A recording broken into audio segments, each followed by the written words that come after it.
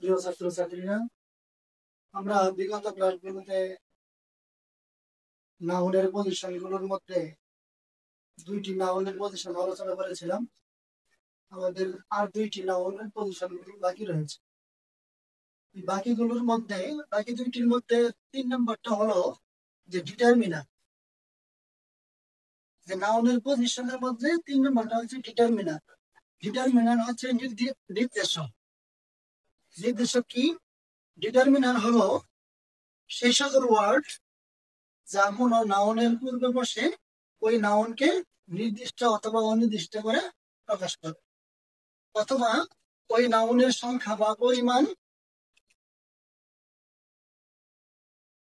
প্রকাশ করে। ডিটারমিনার মূলত অ্যাডজেক্টিভ হিসেবে কাজ করে। যেহেতু এই ডিটারমিনার অ্যাডজেক্টিভ হিসেবে কাজ করে, আমরা জানি অ্যাডজেক্টিভ গুলো সাধারণত নাউনের গুণ, অবস্থা, সংখ্যা, পরিমাণ ইত্যাদি প্রকাশ করে থাকে। কাজেই এই নাউনের অ্যাডজেক্টিভের পরে নাউন বসবে, এটাই স্বাভাবিক। এখানে ডিটারমিনার এর পর নাউন বসে অথবা অ্যাডজেক্টিভ প্লাস নাউন বসতে পারে। এখন অর্থ সহ কিছু ডিটারমিনার এর উদাহরণ নিচে দেওয়া হলো। তো দেখো, এ বা এন অর্থ হচ্ছে একটি অথবা একজন। ডি অর্থ টি, টা, খানা, খানি, গুলো, রা, এরা। দিস অর্থ এই, দ্যাট অর্থ ওই, দিস অর্থ এগুলো, দোস ওইগুলো। সাচ অর্থ এমন অথবা এরকম।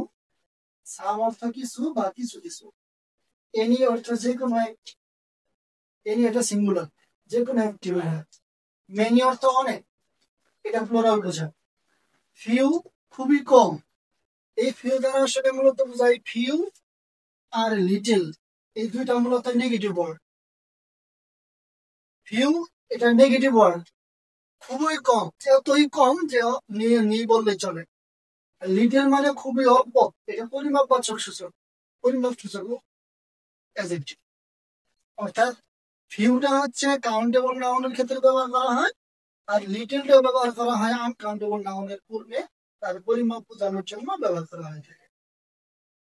তারপর সেভারেল অর্থ কতিপয় বা কিছু, অল অর্থ সব বা সকল, বোথ অর্থ উভয়, মাই অর্থ আমার। অর্থাৎ এখানে মাই, হিজ, হার, ইউর, দেয়ার ইত্যাদি এগুলো হচ্ছে পার্সোনাল প্রোনাউন।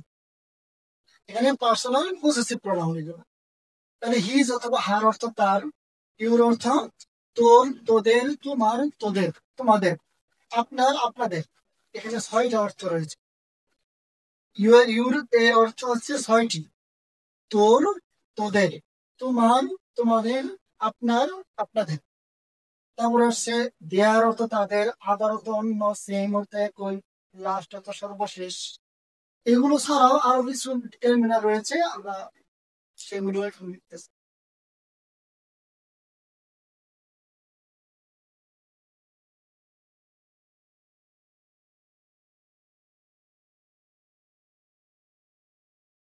দেখো, যে ডিটারমিনার গুলো আলোচনা হলো এগুলো ছাড়াও আরো কিছু ডিটারমিনার রয়েছে, যেমন হোয়াট। হোয়াট এটার অর্থ হচ্ছে কি অথবা যা। তারপরে আরো আছে হুইচ। হুইচ অর্থ কোনটি অথবা যে। তারপরে হচ্ছে হোয়াট, হুইচ, হোস। হোস অর্থ হচ্ছে কার অথবা যা।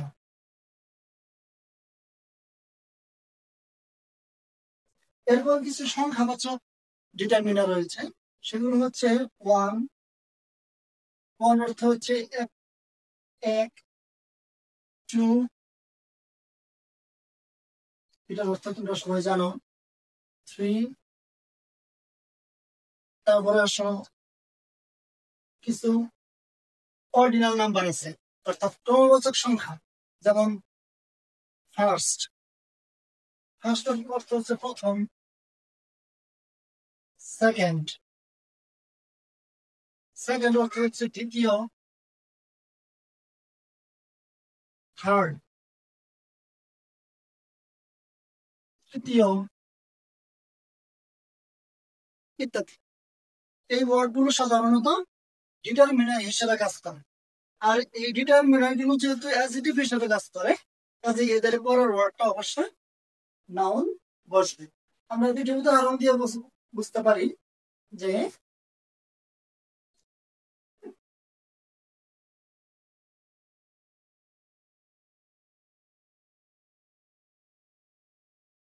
three boys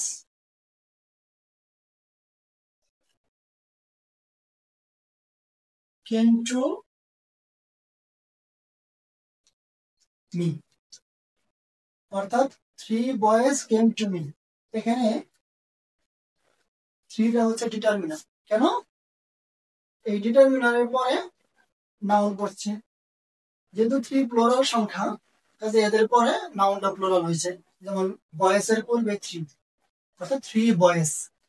এখন আমরা এই জন্য বুঝলাম যে ডিটারমিনার যেগুলো, এটা যেহেতু ডিটারমিনার, ডিটারমিনারের পরের ওয়ার্ডটা অবশ্যই কি হবে? নাউন হবে। সেই নাউনটা সিঙ্গুলার হতে পারে, প্লুরাল হতে পারে। এভাবে আমরা যেমন আরো উদাহরণ দিতে পারি যে দিস হাউস ইজ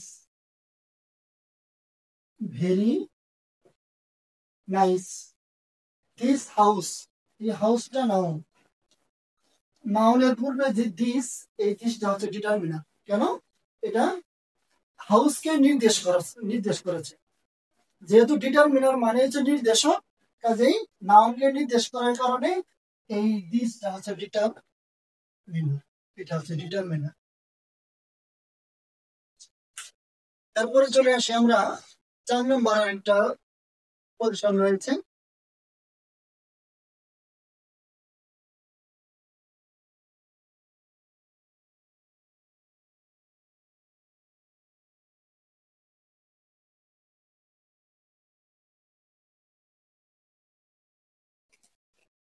চার নম্বরটা হলো যে প্রিপোজিশন। প্রিপোজিশন এর পর একটি ওয়ার্ড বসলে নাউন হয়। যদি দুটি বসাই, দুটি ওয়ার্ড বসলে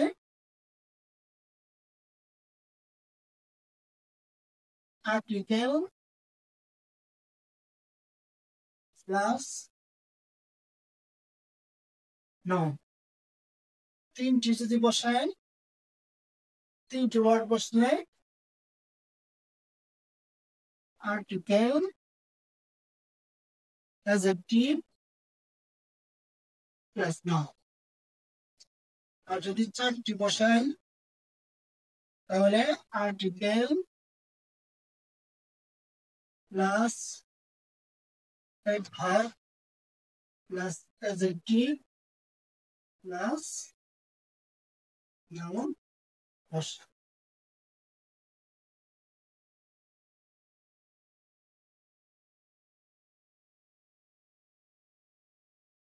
এখন আমাদের শূন্যস্থানের ক্ষেত্রে এগুলো আমরা কেন লিখলাম?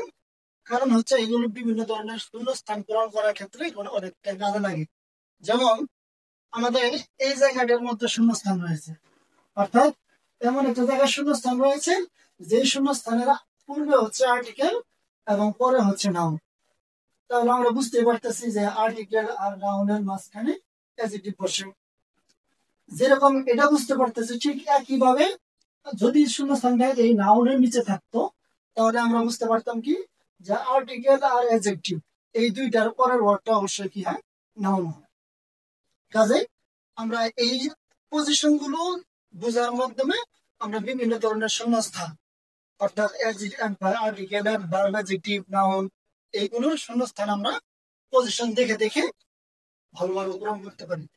আজকের মতো এতটুকুই। কেউ যদি কোনো সময় বুঝতে না পারো, অবশ্যই কমেন্টে জানাবে, এবং ক্লাস ভালো লাগলে লাইক, কমেন্ট এবং শেয়ার করে আমার পাশে থাকবে। আল্লাহ হাফিজ।